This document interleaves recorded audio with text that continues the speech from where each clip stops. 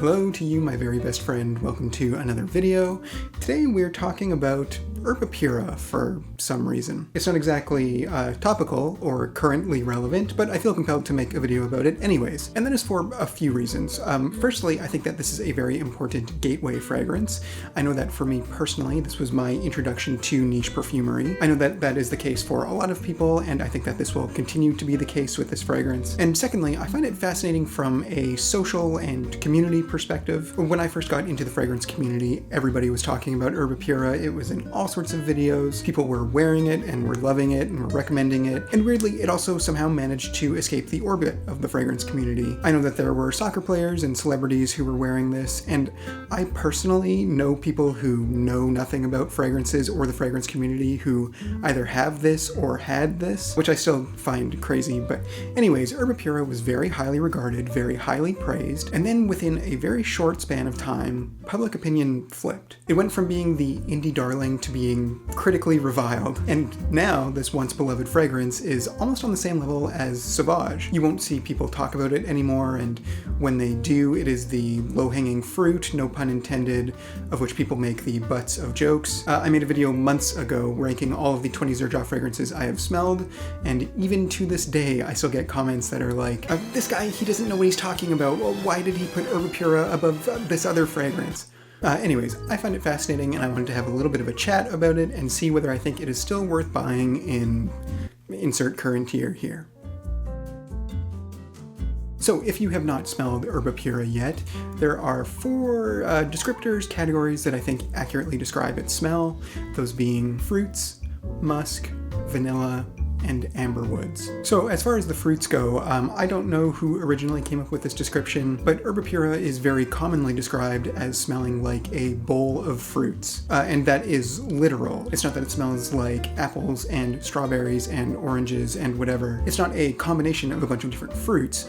It is very much like if you put out a bowl of fruit, and maybe it's been sitting on the counter for a few hours on a warm summer day. Its fruitiness isn't juicy, it's earthen and kind of musty. Given how many clones and inspired by fragrances there are now that have come after PURA, I'm not sure that you can necessarily say that it's a super unique smell anymore, but I'm sure at the time of its release, when it was still, I believe, a Suspiro fragrance, I'm sure that there was nothing else quite like it. So as for the musks, I will admit to not being very good with musks. I did read that women are up to 1,000 times better at detecting musks than men are, which makes a lot of sense. That would explain why, when I'm working with the 5 or 6 musks that I have, they're all kind of the same to me. But in PURA, the musk is super prominent. It reminds me a lot of the women's fragrances that are being released today. It is very light, very fluffy, and at the same time, very heavy and enveloping. It's very, very prominent, and it is a backbone that supports the rest of the fragrance. The vanilla in here is not super sweet to me.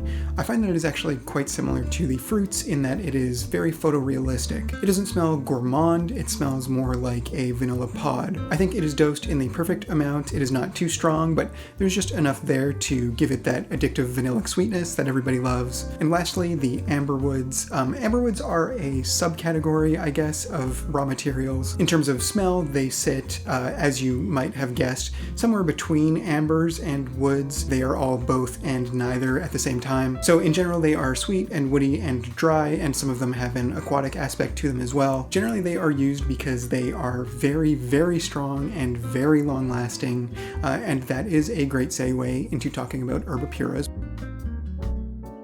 So performance-wise, PURA is a nuclear bomb. I will give you an anecdote.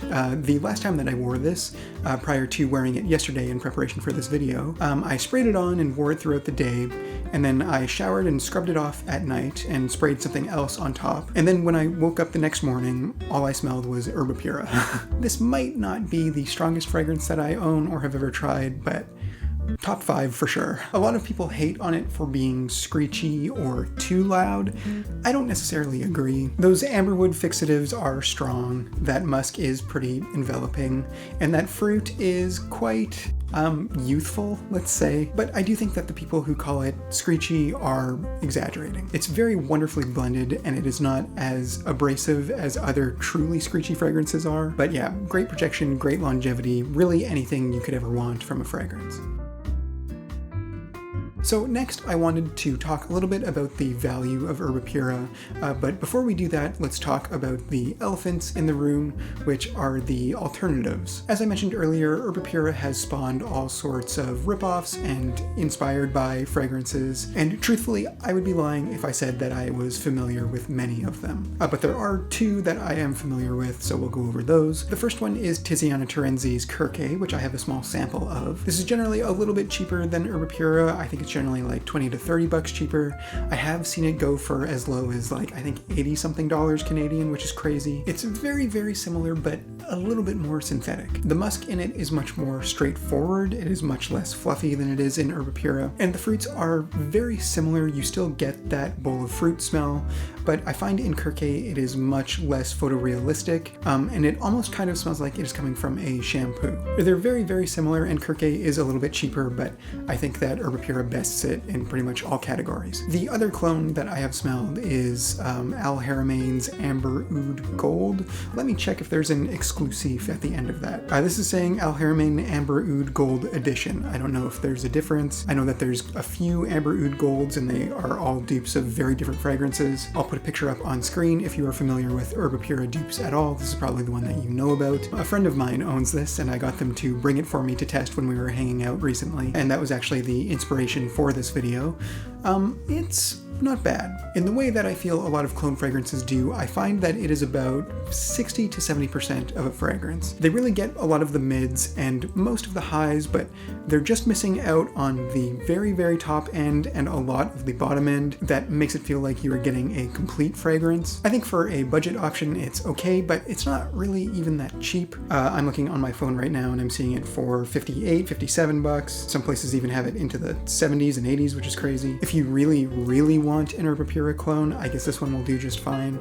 But the thing is, I think the value of ERBA PURA is great. I'm seeing this 50ml bottle on my favorite discounter, Perfume Online, please sponsor me, for $126.95. And that's Canadian too. I really need to choose whether I'm talking in Canadian dollars or US dollars, but in US money, that's like roughly the lower 90s. Also, Max Aroma has this for considerably more. It's $135 for a 50 ml. It's the newer version. I believe it smells the exact same, but instead of this velvet bottle, it's just like a flat normal cover. So that is considerably more on Max Aroma, but Max Aroma also has discount codes, and every weekend they have sales, and usually Xerjoff is included in those sales. As of the time of recording, it is a Tuesday, so it could be far less in a few days. I'm not sure. But $126 Canadian for a fragrance of this quality is bananas. I don't have much brand loyalty, but for whatever reason, I am a Xerjoff fanboy, so take this with a grain of salt. But you are basically paying designer prices for the highest level of niche perfumery, and you are getting the quality that comes with that. And that is part of what I think made ERBA PURA such a hit, and what I think will allow it to continue to endure as a popular fragrance. The price is relatively low, but the quality is about as good as it gets. Yes, you can pay half the price for a clone, but in my opinion, it smells like you're getting what you were paying for. So let's wrap this up. Let's answer the question that is the title of this video. Do I think that ERBA PURA is still worth buying? Do I think that it is still good in 2024? Do I think that it is going to continue to be good in the future? Yes, with an asterisk. I think that ERBA PURA is great. There's something about its combination of its fruits and its musks that is just so crowd-pleasing, so mass-appealing, and even though it might not be my favorite fragrance purely in terms of scent alone, there is something about it that is just a mood booster. And I can't deny it, I can't describe it. Whenever I smell it, it just makes me feel happy, and I'm not really sure why, and it has been my experience wearing this around other people that it makes them feel the same way too. The smell is very friendly, the performance is magic, the quality is top-notch, and the price is very, very affordable. I can see why it got so popular, and really it makes sense why it is now currently so hated, because when anything reaches that level of popularity, of course the naysayers will come out and talk about how it is the worst fragrance ever made. But I will say one thing. ERBA PURA, more than almost any other fragrance I have ever smelled, really requires the right personality to wear it. This is a fragrance for someone who is very bubbly and charismatic and outgoing. And similarly, I don't generally like to gender my fragrances because I think it's silly, but I think it is equally silly not to acknowledge when something leans more to one side than the other. And in this case, I find ERBA PURA to be pretty feminine. You have that combination of strong, bright fruits mixed with a pretty typically feminine musk, and really it's kind of undeniable that it is not entirely unisex, unisex and catered more towards the feminine side of the spectrum. I see ERBA PURA as the perfect fragrance for a girl in her early 20s, one who fits all of the descriptors I mentioned before, being charming, charismatic, outgoing, all of those things. Even though I like ERBA PURA quite a bit, had I not blind bought it like an idiot, had I sampled it first, I probably wouldn't have wound up buying it. I'm a pretty quiet guy who likes to do his own thing, and when I wear ERBA PURA, something about it just kind of feels wrong. And if bubbly, charismatic, outgoing isn't the vibe that you want from a fragrance, it might feel wrong to you too. However, if that is what you want, I think ERBA PURA is still absolutely worth trying. Again, I think that it was pretty deserving of all of the hype that it got, and I think that the people who are hating on it are doing so in a reactionary and hyperbolic manner. ERBA PURA might not be one of the greatest fragrances ever made, but even now that the hype has gone down, I still think it is totally worth checking out, and I believe that it will continue to be a great fragrance for years to come, no matter what the haters say. So thank you so much for watching. I really do appreciate it. And as always, I will see you later. Goodbye.